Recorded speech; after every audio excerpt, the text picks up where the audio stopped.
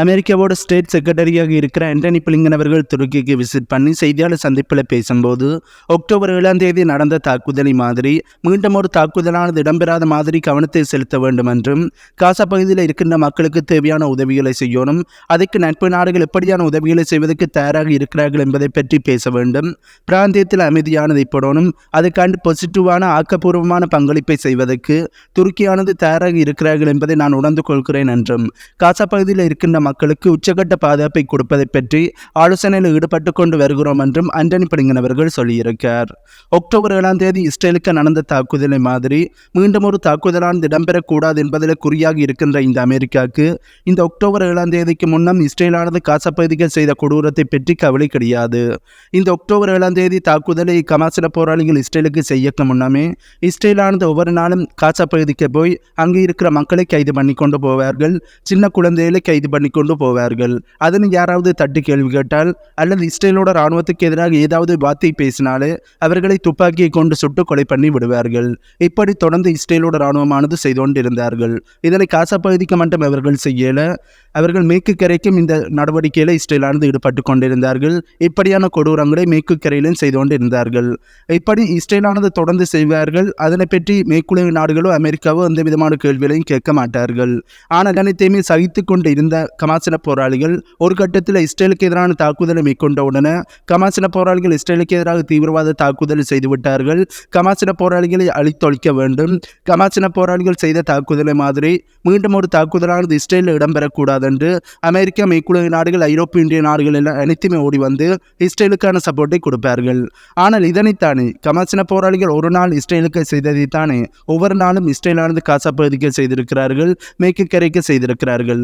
அப்போதெல்லாம் அதனை வேடிக்கை பார்த்த அமெரிக்கா, மேற்குலக நாடுகளும் ஐரோப்பிய இந்திய நாடுகளும் இப்போது கமாசின போராளிகள் ஒரு தாக்குதலை செய்தவுடனே வந்து கேள்விகளை கேட்கிறார்கள். இதென்ன நியாயம் என்று எனக்கு புரியல. இதில் இருந்தே நீங்கள் மேற்குலக நாடுகள், ஐரோப்பிய இந்திய நாடுகள் மற்றும் அமெரிக்காவோட நியாயம் என்ன என்பதை புரிந்து கொள்ள முடியும். இஸ்ரேலுக்கு ஏதாவது ஒன்றான மட்டும்தான் அவர்கள் பேசுவார்கள். அதுவே பாலஸ்தீனத்துக்கு இஸ்ரேலானது வந்து தவறுகளை செய்தாலும் தாங்கள் சப்போர்ட் பண்ணுகின்ற ஒரு நாடு தவறுகளை செய்தால் அதனை பற்றி பேச மாட்டார்கள், அதனை கண்டும் காணாத மாதிரியும் இருப்பார்கள். அதுவே தாங்கள் சப்போர்ட் பண்ணுகிற நாட்டுக்கு எதிராக வேறொரு நாடு ஏதாவது ஒரு சின்ன தாக்குதல் மேற்கொண்டாலும் அதனை பெரிய ஒரு தாக்குதலாக பேசிக்கொண்டு இருப்பார்கள். இதுதான் அமெரிக்கா மற்றும் மேற்குலக நாடுகளோட நியாயமாக இருக்கு. இதே நேரத்தில் துருக்கியானது பிராந்தியத்தில் அமைதியை ஏற்படுத்துவதற்கு ஆக்கப்பூர்வமான பங்களிப்பை செய்ய தயாராக இருக்கிறார்கள் என்று ஆண்டனி பிளிங்கன் அவர்கள் சொல்லியிருக்கார். இதனை நாங்கள் துருக்கியோட உண்மையை புரிந்து கொள்ள வேண்டும், அதாவது துருக்கியை பற்றிய உண்மைகளை புரிந்து கொள்ள வேண்டும். துருக்கியோட பிரசிடண்டாக இருக்கிற எர்டோகன் அவர்கள் தங்களுடைய நாட்டுக்கு ஏதாவது நல்லது நடக்குதா அதனை பற்றித்தான் முதல்ல கவனம் செலுத்துவார். அதுக்கு பிறகுதான் மற்ற நாடுகளை பற்றி கவலை கொள்வார். இப்போ வரையுமே துருக்கியோட பிரசிடண்டாக இருக்கிற எர்டோகன் அவர்கள் இஸ்ரேலுக்கு எதிராக கடுமையான கண்டனங்களை முன்வைத்திருந்தார். இஸ்ரேலானது காசா பகுதிக்கு போர்க்குற்றங்களை செய்கிறார்கள், இனப்படுகொலை செய்கிறார்கள். இஸ்ரேலோட பிரைம் மினிஸ்டராக இருக்கிற நெத்தன்யாகு அவர்கள் ஒரு போர் குற்றவாளி. 2ஆம் உலகப் போரின் போது ஹிட்லர் செய்த குற்றங்களை மாதிரி தான் இப்போது இஸ்ரேலும் குற்றங்களை செய்து கொண்டிருக்கிறார்கள் என்று இஸ்ரேலுக்கு எதிராக கடுமையான கண்டனங்களை எர்டோகன் அவர்கள் முன்வைத்திருந்தார். ஆனால் இப்போ வரையுமே துருக்கியானது இஸ்ரேலுக்கு எதிராக எந்த ஒரு பொருளாதார தடைகளையும் போடையில வலிமை மாதிரியே இந்த இஸ்ரேல் பாலஸ்தீன் போரானது ஆரம்பிக்க முன்னம் இஸ்ரேலுக்கும் துருக்கிக்கும் இடையில் எப்படியான ஒரு வர்த்தகமானது இடம்பெற்றதோ அதே மாதிரியான வர்த்தகம் தான் தொடர்ந்து இடம்பெற்று கொண்டு இருக்கு. தொடர்ந்து துருக்கியானது இஸ்ரேலுக்கு தேவையான கச்சைகளை ஏற்றுமதி செய்து கொண்டுதான் இருக்கிறார்கள். என்னதான் எர்டோகன் அவர்கள் இஸ்ரேலுக்கு எதிரான கருத்துக்களை தெரிவிச்சிருந்தாலும் இஸ்ரேலுக்கு எதிரான நடவடிக்கையில் எர்டோகன் அவர்கள் ஈடுபடையில தொடர்ந்து வர்த்தகத்தை செய்து கொண்டுதான் இருக்கிறார். ஆகவே இதிலிருந்து நாங்கள் புரிந்து கொள்ளணும், துருக்கியானது தங்களுக்கு ஒரு நல்லது நடக்குதா அதுக்குத்தான் முதல்ல தங்களுடைய முன்னுரிமையை கொடுப்பார்கள். அதுக்கு பிறகுதான் மற்ற நாடுகளை பற்றி கவலைப்படுவார்கள். ஆகவே அமெரிக்காவோட ஸ்டேட் செக்ரட்டரியாக இருக்கிற ஆண்டனி பிளிங்கன் அவர்கள் துருக்கிக்கு விசிட் பண்ணி துருக்கிக்கு ஏதாவது ஆஃபரை கொடுத்திருந்தால் துருக்கியானது இஸ்ரேலுக்கு எதிரான கருத்துக்களை மட்டும்தான் தெரிவிப்பார்களே ஒழிய இஸ்ரேலுக்கு எதிரான நடவடிக்கையில் ஈடுபட மாட்டார்கள். இனி இஸ்ரேலுக்கு எதிராக தெரிவிக்கின்ற கருத்துக்களை கூட துருக்கியானது குறைக்கக்கூடிய வாய்ப்புகள் இருக்கு. இதில் இருந்து துருக்கியானது தங்களுக்கு ஒரு லாபம் இடம்பெறும் வரையும் தான் அவர்கள் பேசுவார்கள். மற்றும்படி மற்ற நாடுகள் மேலே கவலை கொள்ள மாட்டார்கள் என்பது தெளிவாக தெரியுது. ஆகவே துருக்கி இவ்வளவு நாளுமே பாலஸ்தீனத்துக்கு சப்போர்ட் பண்ணி தங்களுடைய குரல்களை உயர்த்தி இருந்தாலும் இஸ்ரேலுக்கு எதிராக எந்த ஒரு நடவடிக்கையிலும் ஈடுபடையில. அதுதான் நிதர்சனமான உண்மையாக இருக்கு. ஆகவே நீங்கள் துருக்கியை பற்றி உண்மைகளை புரிந்து கொள்ளுங்கள். காசா பகுதி மக்களுக்கு அதிகபட்ச பாதுகாப்பை கொடுப்பதை பற்றி அமெரிக்கா பேச போறார்களாம். ஆனால் இந்த அமெரிக்கா தான் இஸ்ரேல் காசா பகுதியில் இனப்படுகொலை செய்வதற்கு தேவையான குண்டுகளை இஸ்ரேலுக்கு கொடுத்திருக்கிறார்கள். UN செக்யூரிட்டி கவுன்சிலில் இந்த இஸ்ரேல் பாலஸ்தீன் போரில் போர் நிறுத்தத்தை கொண்டு வருவதற்கான தீர்மானத்தை கொண்டு வரும்போது அமெரிக்கா தான் தன்னுடைய வீட்டோவை பயன்படுத்தி அதனை தடுத்து நிறுத்தி இருந்தார்கள். அமெரிக்காவோட பிரசிடண்டாக இருக்கிற ஜோ பைடன் அவர்கள் தன்னுடைய அதிகாரத்தை பயன்படுத்தி அவசரகால உதவியாக இஸ்ரேலுக்கு ஆமினேஷன்களை அவசரமாக வழங்கி இருந்தார். அது மட்டும் இல்லாமல் இஸ்ரேல் காசா பகுதியில் போர்க்குற்றங்களை செய்யல, எந்த விதமான குற்றங்களையும் செய்யல. இஸ்ரேல் தங்களுடைய செல்ஃப் டிஃபென்ஸுக்காண்டி தான் தாக்குதலை செய்கிறார்கள் என்று அமெரிக்காவானது சொல்லியிருக்கிறார்கள். அதுவும் இஸ்ரேல் காசா பகுதிக்கு இருக்கின்ற 22,700 பாலஸ்தீன மக்களை கொலை பண்ணின பிறகும் இஸ்ரேல் எந்த விதமான குற்றங்களையும் செய்யலை என்று அமெரிக்கா தரப்பிலிருந்து சொல்லிக் கொண்டு இருக்கிறார்கள். ஆகவே இந்த அமெரிக்கா தான் காசா பகுதியில் இருக்கின்ற மக்களுக்கு அதிகபட்ச பாதுகாப்பை கொடுப்பதை பற்றி பேச போறார்களாம். இவர்களோட பாதுகாப்பு எப்படி இருக்கும் என்பதை நீங்களே புரிந்து கொள்ளுங்கள். இது போன்ற இஸ்ரேலுக்கும் பாலஸ்தீனத்துக்கும் இடையிலான போரை பற்றிய செய்திகள் மற்றும் முக்கியமான உலக நிகழ்வுகளைத்தான் இந்த வீடியோவில் பார்க்க போறோம். வீடியோக்குள்ள போறதுக்கு முன்னே நம்ம சேனலை சப்ஸ்கிரைப் பண்ணி பக்கத்துல இருக்க பெல் ஐக்கானையும் கிளிக் பண்ணி வையுங்கள். அப்போதுதான் நாம் போடக்கூடிய வீடியோஸை நீங்க உடனுக்குடன் பார்க்க முடியும். அது மட்டும் இல்லாமல் நம்ம சேனல் அடுத்த கட்ட வளர்ச்சிக்கு போவதற்கு அது உதவியாக இருக்கும். ஆகவே நீங்கள் இந்த உதவியை செய்வீர்கள் என்ற நம்பிக்கையோட வீடியோக்குள்ள போலாம். ஐரோப்பிய ஒன்றியத்தோட ஃபாரின் மினிஸ்டராக இருக்கிற ஜோசப் பரோல் அவர்கள் லெபனானுக்கு விசிட் பண்ணி லெபனானுக்கும் இஸ்ரேலுக்கும் இடையிலான போர்டரில் நடக்கின்ற பதற்றத்தை தணிப்பதற்கும் அது முழு அளவிலான போராக மாறுவதை தடுப்பதற்காண்டி ஹிஸ்புல்லாவோட தூதுக்குழுவை மீட் பண்ணி பேசி இருக்கார். இதன்போது ஹிஸ்புல்லா தரப்பில் இருந்து இஸ்ரேல் காசா பகுதிக்கு செய்கின்ற தாக்குதலை முழுமையாக நிறுத்தும் வரையும் லெபனானோட போர் முனையை பற்றி எந்த விதமான விவாதங்களிலும் ஈடுபட தயாராக இல்லை என்றும் லெபனானில் இருந்து ஒரு அங்குலம் கூட ஹிஸ்புல்லாவானது பின்வாங்க மாட்டோம் என்று சொல்லியிருக்கிறார்கள். ஏன் எல்லாருமே ஹிஸ்புல்லா, லெபனான் மற்றும் அரபுலக நாடுகளை அமைதியாக இருக்கும்படி அவர்களோட பேச்சுவார்த்தையை நடத்துகிறீர்கள். இஸ்ரேலோட பேச்சுவார்த்தையை நடத்தி இஸ்ரேல் செய்கின்ற போரை நிறுத்த வைக்க வேண்டியது தானே. ஆனால் அதனை மட்டும் அமெரிக்கா, மேற்குலக நாடுகளும் ஐரோப்பிய ஒன்றிய நாடுகளும் செய்கிற மாதிரி தெரியல. அமெரிக்காவோட ஸ்டேட் செக்ரட்டரியாக இருக்கிற ஆண்டனி பிளிங்கன் அவர்கள் துருக்கிக்கு விசிட் பண்ணி இஸ்ரேல் ஹிஸ்புல்லாவோட போர் செய்வதற்கு தயாராக இல்லை என்று சொல்லியிருக்கார். அப்போவே இஸ்ரேலானது லெபனான் மீது தாக்குதலை மேற்கொண்டு அங்கே இருந்த ஒரு கட்டிடத்தின் மீது ஏர் ஸ்ட்ரைக்கை பண்ணி அதனை முழுமையாக தரைமட்டமாக்கி இருந்தார்கள். சரி, அதோட நிறுத்தினார்கள் என்று பார்த்தா கிடையாது. தொடர்ந்து லெபனான் மீது தாக்குதலை செய்து கொண்டே இருக்கிறார்கள். இப்படி இஸ்ரேலானது செய்த தாக்குதல் அனைத்தையுமே செய்த பிறகு அமெரிக்காவும் ஐரோப்பிய ஒன்றிய நாடுகளும் இஸ்ரேலுக்கு ஆதரவாக பேச வந்து விடுவார்கள். இப்படி அமெரிக்காவும் ஐரோப்பிய ஒன்றியமும் இஸ்ரேலை பாதுகாப்பதற்காண்டி துடிப்பதற்கு என்ன காரணம் என்றுதான் தெரியல. இஸ்ரேல் காசா பகுதிக்கு நிறைய போர்க்குற்றங்களையும் இனப்படுகொலையும் செய்து கொண்டு இருக்கிறார்கள். காசா பகுதியில் இருக்கின்ற மக்கள் குடியிருப்பாக இருக்கட்டும், ஹாஸ்பிட்டலாக இருக்கட்டும், மசூதிகள், தேவாலயங்கள், அகதிகள் முகாம் என்பவற்றின் மீது தாக்குதலை மேற்கொண்டு நிறைய இனப்படுகொலையும் நிறைய போர்க்குற்றங்களையும் இஸ்ரேலானது செய்து கொண்டு இருக்கிறார்கள்.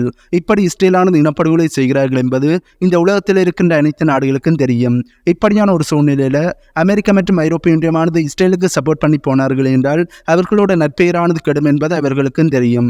அப்படி தெரிஞ்சுமே அதிக ரிஸ்க் எடுத்து ஏன் இஸ்ரேலுக்கு இவர்கள் சப்போர்ட் பண்ணுகிறார்கள் என்பதுதான் பல பேருக்கு எழும்பி இருக்கிற கேள்வியாக இருக்கு. அந்த அளவுக்கு அமெரிக்காவுக்கும் ஐரோப்பிய ஒன்றியத்துக்கும் இந்த இஸ்ரேலானது முக்கியமானது இருக்கா? இதுதான் பல பேருடைய கேள்வியாக இருக்கு. அமெரிக்க அரசாங்கத்துக்கு தங்களுடைய நாட்டை பற்றி கவலை கிடையாது. ஐரோப்பிய ஒன்றியத்தில் இருக்கிற நாடுகளை பற்றி கவலை இல்லாமல் தொடர்ந்து இஸ்ரேலுக்கு தேவையான சப்போர்ட்டை பண்ணிக்கொண்டு இருக்கிறார்கள். இப்படி இப்போது அமெரிக்கா மற்றும் ஐரோப்பிய ஒன்றிய நாடுகள் இஸ்ரேலுக்கு சப்போர்ட் பண்றதால அது எதிர்காலத்தில் அவர்களுக்கே மிகப்பெரிய ஒரு பக்க விளைவுகளை ஏற்படுத்தும். அந்த பக்க விளைவுகளை பற்றி கூட கவலைப்படாமல் இஸ்ரேலுக்கு சப்போர்ட் பண்ணிக்கொண்டு இருக்கிறார்கள். அந்த அளவுக்கு தங்களுடைய நாட்டை பற்றி கவலைப்படாத அளவுக்கு இஸ்ரேலானது அவர்களுக்கு முக்கியமா என்பதுதான் என்னுடைய கேள்வியாகவும் இருக்கு, பல பேருடைய கேள்வியாகவும் இருக்கு. ஓரளவுக்கு தான் தங்களுடைய நாட்டை தாண்டித்தான் மற்ற நாடுகளுக்கு சப்போர்ட் பண்ணுவார்கள். ஆனால் அமெரிக்காவானது தங்களுடைய நாட்டு மக்களை பற்றி கவலைப்படாமல் இஸ்ரேலுக்கு தொடர்ந்து சப்போர்ட் பண்ணி கொண்டு இருக்கிறார்கள். காசா பகுதியில் செய்கின்ற போரில் இராணுவ செலவுகளை ஈடு செய்வதற்காண்டி சில அரசாங்க அமைப்புகளை மூடி அதனுடைய நிதிகளை பயன்படுத்துவதை பற்றி நெத்தன்யாகு அவர்கள் ஆலோசனையில் ஈடுபட்டு கொண்டிருக்கிறார் என்று இஸ்ரேலோட சேனல் 12 ஆனது செய்தி வெளியிட்டிருக்கிறார்கள். இஸ்ரேலானது ஒவ்வொரு நாளுமே காசா பகுதியில் செய்கின்ற போருக்காண்டி 200 மில்லியனுக்கும் அதிகமான பணத்தை செலவு செய்கிறார்கள் என்பதை ஏற்கனவே எங்களுடைய வீடியோவில் பார்த்திருந்தோம். ஆனால் இப்போ வரையுமே இந்த போரானது முடிகிற மாதிரி தெரியல, தொடர்ந்து இடம்பெற்று கொண்டே இருக்கு. ஹமாஸானது இஸ்ரேலுக்கு எதிரான தாக்குதலை தொடர்ந்து செய்து கொண்டே இருக்கிறார்கள். 90 நாட்களை தாண்டி இந்த போரானது போய்கொண்டிருந்தாலும், அதாவது 90 நாட்களை தாண்டி இந்த போரானது நீடித்து கொண்டிருந்தாலும் ஹமாஸானது தொடர்ந்து இஸ்ரேலுக்கு எதிரான தாக்குதலை செய்கிறார்கள். இஸ்ரேலை தடுத்து நிறுத்தி கொண்டே இருக்கிறார்கள். இப்படி ஹமாஸானது தொடர்ந்து தாக்குதலை செய்கிறபடியால் இஸ்ரேலால் இந்த போரை முடிக்க முடியல. இஸ்ரேல் இஸ்ரேலும் வேறு வழி இல்லாமல் தொடர்ந்து இந்த போரை செய்து கொண்டே இருக்கிறார்கள். ஏனென்றால் இப்போது இஸ்ரேலானது இந்த போரை முடித்து விட்டார்கள் என்றால் அது இஸ்ரேலுக்கு ஏற்பட்ட அவமானமாக இருக்கும். இஸ்ரேலோட இலக்கு என்ன? கமாஸை முழுமையாக அழிக்கணும். ஆகவே கமாஸை முழுமையாக அழிக்கும் வரையும் இஸ்ரேலானது இந்த போரை நிறுத்த மாட்டார்கள். அப்படி இடையிலேயே கமாஸை முழுமையாக அழிக்காமல் கமாஸானது தொடர்ந்து இஸ்ரேலுக்கு எதிரான தாக்குதலை செய்கிற நேரத்தில் இஸ்ரேலானது இந்த போரை நிறுத்தினால் அது இஸ்ரேலுக்கு ஏற்பட்ட மிகப்பெரிய அவமானமாக இருக்கும். இதனால தான் இஸ்ரேலானது தொடர்ந்து போரை செய்து கொண்டு இருக்கிறார்கள். இப்படி இஸ்ரேல் போரை தொடர்ந்து செய்கிறபடியால் இஸ்ரேலுக்கான செலவுகளானது ரொம்பவே அதிகமாக மாறி இருக்கு. ஏற்கனவே இஸ்ரேலோட அரசாங்கமானது தங்களுடைய ஸ்டேட் பட்ஜெட்டில் இருந்துதான் இந்த போருக்கான செலவை ஒதுக்கி இருந்தார்கள். ஆனால் இப்போது அது கூட பத்தலை. போரினுடைய இராணுவ செலவுகளை ஈடு செய்வதற்காண்டி இஸ்ரேலில் இருக்கின்ற அரசு அமைப்புகளை நெத்தன்யாகு அவர்களால் மூட முடியுமா என்று கேட்டால் மூட முடியும். ஆனால் அது அவருக்கு பின் விளைவுகளை ஏற்படுத்தும். ஏற்கனவே இஸ்ரேலில் இருக்கிற மக்கள் கமாசிட்ட இருக்கின்ற பணி கைதிகளை முழுமையாக மீட்க சொல்லியும் நெத்தன்யாகு அவர்களை பதவி விலக சொல்லியும் நிறைய போராட்டங்களில் ஈடுபட்டு கொண்டு இருக்கிறார்கள். இப்போது டெல்லவியூவில் மிகப்பெரிய போராட்டங்களானது இடம்பெற்று கொண்டு இருக்கு. இப்படியான ஒரு சூழ்நிலையில் அரசு அமைப்புகளை மூடி அதில் இருக்கிற பணத்தை எடுத்து போர்க்காண்டு செலவு செய்ய போறேன் என்று நெத்தன்யாகு அவர்கள் முடிவு எடுத்தார் என்றால் இஸ்ரேலில் இருக்கின்ற மக்கள் கடுமையான எதிர்ப்பை நெத்தன்யாகு அவர்களுக்கு எதிராக செய்வார்கள். இப்போது செய்கின்ற போராட்டங்களை விட இந்த போராட்டமானது மிகப்பெரிய ஒரு போராட்டங்களாக மாறக்கூடிய வாய்ப்புகள் இருக்கு. அப்படி இது மிகப்பெரிய போராட்டங்களாக மாறிச்சது என்றால் கண்டிப்பாக நெத்தன்யாகு அவர்கள் பதவி விலக வேண்டி இருக்கும். ஆகவே நெத்தன்யாகு அவர்கள் இந்த முடிவை எடுப்பாரா என்பதை நாங்கள் வெயிட் பண்ணித்தான் பார்க்க வேண்டும். இஸ்ரேல் காசா பகுதிக்கு தரவழியான படியெடுப்பை செய்ய ஆரம்பித்ததில் இருந்து இப்போ வரையும் 176 ராணுவ வீரர்களை இழந்திருக்கிறார்கள் என்று இஸ்ரேலோட மீடியாக்கள் ரிப்போர்ட் பண்ணி இருக்கிறார்கள். இவர்கள் சொன்ன எண்ணிக்கையானது உண்மையாக இருக்குமா என்று பார்த்தோம் என்றால் இந்த எண்ணிக்கையானது இன்னுமே அதிகமாக இருக்கக்கூடிய வாய்ப்புகள் தான் இருக்கு. ஏனென்றால் கமாஸ் தரப்பில் இருந்து வெளியிட்ட வீடியோக்களை பார்க்கும்போது கமாசின போராளிகள் இஸ்ரேலோட இராணுவத்துக்கு எதிராக கடுமையான தாக்குதலை செய்து கொண்டிருக்கிறார்கள். இஸ்ரேலோட டேங்கில் அனைத்துமே வெடித்து சிதறிக்கொண்டு இருக்கு. இப்படி இஸ்ரேலுக்கு எதிராக கமாசின போராளிகள் பயங்கரமான தாக்குதலை செய்கின்றபடியால் இஸ்ரேலுக்கு ஏற்பட்ட இழப்புகளானது இன்னுமே அதிகமாக இருக்கும். சரி, இவர்கள் உண்மையான இழப்புகளை வெளியில சொல்லாததுக்கு என்ன காரணம் என்று பார்த்தோம் என்றால் அது இவர்களுக்கு நெகட்டிவான விளைவுகளை ஏற்படுத்தும். இது இஸ்ரேலுக்கு மட்டுமில்ல, கமாஸாக இருக்கட்டும் வேறு இராணுவமாக இருக்கட்டும் அவர்களுக்கு ஏற்படுகின்ற இழப்புகளை வெளிப்படையாக உண்மையாக சொன்னார்கள் என்றால் அது அவர்களுடைய இராணுவத்திலையும் அவர்களுடைய மக்கள் மத்தியிலையும் சைக்காலஜி ரீதியாக நெகட்டிவான விளைவுகளை ஏற்படுத்தும். நெகட்டிவான எண்ணங்களை ஏற்படுத்த ஆரம்பிக்கும். நாங்கள் தோற்றுக்கொண்டு இருக்கிறோமோ என்ற ஒரு எண்ணத்தை ஏற்படுத்த ஆரம்பிக்கும். இதனால தான் அவர்கள் வெளிப்படையான உண்மைகளை சொல்ல மாட்டார்கள். அது மட்டும் இல்லாமல் இவர்களுக்கு சப்போர்ட் பண்ணுகின்ற நாடுகளாக இருக்கட்டும் அமைப்புகளாக இருக்கட்டும் அவர்கள் தொடர்ந்து இவர்களுக்கு சப்போர்ட் பண்ணாமல் போய்விடுவார்கள். இதனால தான் இவர்கள் வெளிப்படையாக தங்களுக்கு ஏற்பட்ட இழப்புகளை சொல்லாமல் இருப்பார்கள். இது உக்ரைனாக இருக்கட்டும், ரஷ்யாவாக இருக்கட்டும், இஸ்ரேலாக இருக்கட்டும், இங்கால இருக்கிற கமாஸாக இருக்கட்டும், யார் வேணுமென்றாலும் தங்களுக்கு ஏற்பட்ட இழப்புகளை உண்மையாக வெளியில் சொல்ல மாட்டார்கள். இஸ்ரேலோட இராணுவமானது லெபனானுக்கு தடை செய்யப்பட்ட வைட் பாப்பரஸ் குண்டுகளை பயன்படுத்தி இருக்கிறார்கள் என்ற செய்தியானது வெளியே வந்திருக்கு. இந்த வைட் பாப்பரஸ் குண்டுகளை பயன்படுத்துவதற்கு ஐநா சபையானது தடையை போட்டிருக்கிறார்கள். ஆனால் இஸ்ரேலானது லெபனானுக்கு இதனை பயன்படுத்தி இருக்காங்க. இந்த இஸ்ரேல் பாலஸ்தீன் போரானது ஆரம்பித்த போதும் இஸ்ரேலானது காசாக்கு இந்த வைட் பாப்பரஸ் குண்டுகளை பயன்படுத்தி இருந்தார்கள். அதுக்கு உலக நாடுகள் தங்களுடைய கண்டனத்தை தெரிவிச்சிருந்தார்கள். இப்படி இஸ்ரேலானது தடை செய்யப்பட்ட வைட் பாப்பரஸ் குண்டுகளை பயன்படுத்தியபடியால் ஐநா சபையானது இஸ்ரேலுக்கு எதிரான தண்டனை கொடுப்பார்களா என்ற ஒரு கேள்வியானது எங்களுக்கு எழும்பினால் நாங்கள் தான் முட்டாள்கள். ஏனென்றால் இஸ்ரேல் காசா பகுதிக்கு இனப்படுகொலை செய்கிறார்கள். அதனை கூட உலக நாடுகளால் தடுக்க முடியல, ஐநா சபையால் தடுக்க முடியல. இப்படி இருக்கையில் இந்த குண்டுகளை தடை செய்யப்பட்ட குண்டுகளை இஸ்ரேல் பயன்படுத்தி இருக்கிறார்கள் என்றதுக்காண்டி இஸ்ரேலுக்கு எதிரான தண்டனையை ஐநா சபையால் கொடுக்க முடியுமா? கண்டிப்பாக கொடுக்க முடியாது. அவர்களால் எதனையுமே செய்ய முடியாது என்பதுதான் நிதர்சனமான உண்மையாக இருக்கு. சின்னொரு தடை செய்யப்பட்ட குண்டுகளை பயன்படுத்தியதுக்கே தண்டனையை பெற்றுக் கொடுக்க முடியல. இப்படி இருக்கையில காசா பகுதிக்கு இஸ்ரேல் இனப்படுகொலை செய்கிறதுக்கு எதிராக இஸ்ரேலுக்கு தண்டனையை வாங்கி கொடுக்க முடியுமா? அதனையும் ஐநா சபையாலையும் செய்ய முடியாது, உலக நாடுகளாலையும் செய்ய முடியாது என்பதுதான் நிதர்சனமான உண்மையாக இருக்கு. இதுவே ரஷ்யாவுக்கும் உக்ரைனுக்கும் இடையிலான போரானது ஆரம்பித்த பிறகு உக்ரைனுக்கு எதிராக இந்த வைட் பாப்பரஸ் குண்டுகளை பயன்படுத்தி இருந்தார்கள். அப்போது அமெரிக்காவாக இருக்கட்டும், மேற்குலக நாடுகளாக இருக்கட்டும், ஐரோப்பிய நாடுகளாக இருக்கட்டும் ரஷ்யாவுக்கு எதிராக நிறைய கண்டனங்களை தெரிவித்தார்கள். ரஷ்யாவுக்கு எதிராக பொருளாதார தடைகளை போட்டார்கள். ஐநா சபை கூட ரஷ்யாவுக்கு எதிரான கண்டனங்களை தெரிவித்து ரஷ்யாவுக்கு எதிரான எதிர்ப்பை காட்டியிருந்தார்கள். ஆனால் இப்போது இஸ்ரேல் செய்கிறதுக்கு எதிராக அமெரிக்காவாலையும் எந்த கேள்விகளையும் கேட்க முடியல, ஐரோப்பியர்களும் எந்த கேள்விகளையும் கேட்கல, மேற்குலக நாடுகளும் எந்த கேள்விகளையும் கேட்கல, ஐநா சபையும் எந்த கேள்வியிலையும் கேட்கல. ஆனால் ரஷ்யா செய்ததுக்கு மட்டும் ரஷ்யாவுக்கு எதிரான நடவடிக்கையில் ஈடுபட்டிருந்தார்கள். இஸ்ரேல் செய்கிறதுக்கு வாய் மூடிக்கொண்டு இருக்கிறார்கள். செங்கடல்ல ஏமனோட வீரர்களை கொலை பண்ணி அமெரிக்காவோட வீரர்களை அமெரிக்காவானது விசாரணைக்கு விசாரணைக்காண்டி ஒப்படைக்க வேண்டும். அப்படி அமெரிக்கா ஒப்படைக்காட்டி முன்னப்போதும் ஏற்படாத விளைவுகளை அமெரிக்காவானது சந்திக்க வேண்டி இருக்கும் என்று ஏமனோட தலைமை அதிகாரி எச்சரிக்கை விடுத்திருக்கார். ஏமனோட கவுதி கிளர்ச்சியாளர்கள் செங்கடல் வழியாக போகிற கப்பலை கைப்பற்றுவதற்காண்டி 3 படகுல 10 வீரர்களை அனுப்பி இருந்தார்கள். அந்த வீரர்கள் அந்த கப்பலை கைப்பற்ற போகும்போது அமெரிக்காவோட ஹெலிகாப்டர் ஆனது அந்த வீரர்களுக்கு எதிராக துப்பாக்கிச் சூடை நடத்தி அந்த 3 படகுகளையும் இருந்த 10 கவுதி கிளர்ச்சியாளர்களை கொலை பண்ணி இருந்தார்கள். சரி, அமெரிக்காவானது வீரர்களை விசாரணைக்காண்டி அனுப்புவார்கள் என்று கேட்டால் கண்டிப்பாக அனுப்ப மாட்டார்கள். அதனை மீறி அமெரிக்கா அனுப்பினால் அது அமெரிக்காவுக்கு ஏற்பட்ட அவமானமாக இருக்கும். சரி, அமெரிக்கா அனுப்ப போறதில்லை. அப்படி என்ற கவுதி கிளர்ச்சியாளர்கள் இதற்கு எப்படியான பதிலடியை கொடுப்பார்கள் என்று பார்த்தோம் என்றால், செங்கடல் வழியாக போகிற கப்பல்கள் மீது செய்கின்ற தாக்குதலை அதிகப்படுத்துவார்கள். அமெரிக்காவோட பொற்கப்பல் மீது தாக்குதலை செய்வார்கள். இந்த இரண்டையும் தான் கவுதி கிளர்ச்சியாளர்கள் செய்யக்கூடிய வாய்ப்புகள் இருக்கு. உக்ரைனோட வரைபடமானது இப்போது இருக்கிற மாதிரி இனி இருக்காது. ஒடிசா, மைக்கேலோ, டினிப்ரோ மற்றும் கார்கிவ் போன்ற பகுதிகள் விரைவாக ரஷ்யாவோட பகுதிகளாக மாறிவிடும். உக்ரைனோட படைகளானது ஃப்ரண்ட் லைனில் இருக்கின்ற உக்ரைனோட படைகளானது தோல்வியை சந்திக்க வேண்டிய தருணமானது வந்துவிட்டது என்று அமெரிக்காவோட இராணுவத்தினுடைய முன்னாள் உளவுத்துறை அதிகாரியான ஸ்கொட் ரிட்டர் அவர்கள் சொல்லியிருக்கார். இவர் இப்படி சொல்வதற்கான காரணம், ரஷ்யா தங்களுடைய தாக்குதலின் வீரியத்தை அதிகப்படுத்தி இருக்காங்க. இந்த விண்டரானது ஆரம்பிக்க முன்னர் ரஷ்யா செய்த தாக்குதலை விட இந்த விண்டர் காலப்பகுதியில் ரஷ்யா உக்ரைன் மீது செய்கின்ற தாக்குதலானது ரொம்பவே வீரியமானதாக இருக்கு, ரொம்பவே அதிகமானதாக இருக்கு. இதனை உக்ரைனால சமாளிக்க முடியல. அது மட்டும் இல்லாமல் அமெரிக்கா மற்றும் ஐரோப்பிய ஒன்றிய நாடுகள் உக்ரைனுக்கு உதவி செய்கிறதிலிருந்து பின்வாங்க ஆரம்பித்திருக்கிறார்கள்.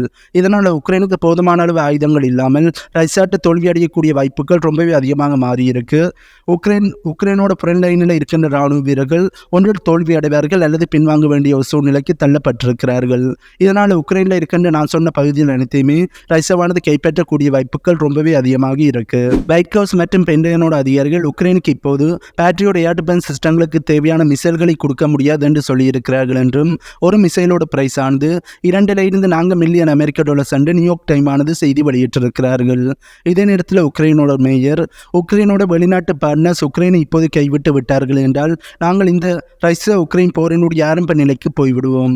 எப்படி ஆரம்பத்தின் போது, இந்த போரினுடைய ஆரம்பத்தின் போது ரஷ்யாவானது உக்ரைனோட சிட்டிகள் மீது தாக்குதலை மேற்கொண்டு உக்ரைனோட சிட்டிகளை இடிபாடுகளாக மாற்றி இருந்தார்களோ அதே ஒரு சூழ்நிலையை உக்ரைனானது மறுபடியும் சந்திக்க வேண்டி இருக்கும் என்று சொல்லியிருக்கார். ஏற்கனவே உக்ரைனானது பேட்ரியோட் ஏர் டிஃபென்ஸ் சிஸ்டத்தை பயன்படுத்தி ரஷ்யாவோட கின்சோல் ஹைப்பர்சோனிக் மிசைலை சுட்டு வீழ்த்தி இருந்தோம் என்று சொல்லியிருந்தார்கள். ஆனால் இப்போது நிறைய வல்லுநர்கள், அதிலே முக்கியமாக அமெரிக்காவில் இருக்கின்ற இராணுவ வல்லுநர்கள் உக்ரைனால இந்த பேட்ரியோட் ஏர் டிஃபென்ஸ் சிஸ்டத்தை பயன்படுத்தி ரஷ்யாவோட கின்சோல் ஹைப்பர்சோனிக் மிசைலை சுட்டு வீழ்த்தி இருக்க முடியாது என்றும் உக்ரைன் சொன்னது அனைத்துமே பொய் என்று சொல்லியிருக்கிறார்கள். ஆகவே இந்த பேட்ரியோட் ஏர் டிஃபென்ஸ் சிஸ்டத்தை பயன்படுத்தி கின்சோல் ஹைப்பர்சோனிக் மிசைலை உக்ரைனானது சுட்டு வீழ்த்தி இருந்தார்கள் என்று சொல்லும்போது அமெரிக்கா தரப்பில் இருந்து அதுக்கான வாய்ப்புகள் இருக்குன்னு சொல்லியிருந்தார்கள். இப்போது அதனைத்துமே பொய் என்று தெரிய வந்தபடியால் அமெரிக்காவுக்கு மிகப்பெரிய ஒரு அவமானமானது ஏற்பட்டிருக்கு. இப்படியான ஒரு சூழ்நிலையில் உக்ரைனுக்கு இந்த பேட்ரியோட் ஏர் டிஃபென்ஸ் சிஸ்டத்துக்கான மிசைல்களை அமெரிக்கா கொடுப்பார்களா? கண்டிப்பாக கொடுக்க மாட்டார்கள். சரி, அமெரிக்கா ரஷ்யாவோட பிரைஸ் பண்ணி அசட்டை எடுத்து உக்ரைனுக்கு கொடுக்க போறோம் என்று சொல்லியிருந்தார்களே, அது என்னாச்சென்று ஒரு கேள்வியானது உங்களுக்கு எழும்பி இருக்கும். அதனை அமெரிக்காவால் செய்ய முடியாது, மேற்குலக நாடுகளாலையும் செய்ய முடியாது. ஏனென்றால் அமெரிக்கா அப்படி பிரைஸ் பண்ணி ரஷ்யாவோட அசட்டை எடுத்து உக்ரைனுக்கு கொடுத்தார்கள் என்றால் மேற்குலக நாடுகள் மேல உலக நாடுகள் வைத்திருக்கின்ற நம்பிக்கையானது இல்லாமல் போய்விடும். இதனால் அது அமெரிக்காவுக்கு மேற்குலக நாடுகளுக்கு மிகப்பெரிய ஒரு பின்னடைவாக இருக்கும். இதனால் தான் அமெரிக்காவும் மேற்குலக நாடுகளும் ரஷ்யாவோட பிரைஸ் பண்ணி அசட்டை எடுத்து இப்ப வரையும் உக்ரைனுக்கு கொடுக்காமல் இருக்கிறார்கள். வீடியோவை முடிக்க முன்னம் அனைவரிட்டையும் ஒரு பணிவான வேண்டுகோள். இந்த இஸ்ரேல் பாலஸ்தீன் போரை பற்றிய உண்மை செய்திகளை வெளிப்படையாக சொல்லுகின்ற சேனல்களுக்கு நிறைய பிரச்சனைகள் வருவதாகவும் அந்த சேனல்கள் எப்போ வேணாலும் முடக்கப்படக்கூடிய வாய்ப்புகள் இருக்கின்ற பயமானது நிலவி வருகின்றது. ஆகவே அந்த ஒரு சூழ்நிலை எங்களுடைய சேனலுக்கு மேற்படக்கூடிய வாய்ப்புகள் ரொம்பவே அதிகமாக இருக்கின்றபடியால் நாங்கள் ஒரு பேக்கப் சேனலை கிரியேட் பண்ணி வச்சிருக்கோம். அந்த சேனலுக்கான லிங்கை கீழே டிஸ்கிரிப்ஷனில் கொடுக்குறோம், கிளிக் பண்ணி சப்ஸ்கிரைப் பண்ணி வையுங்கள்.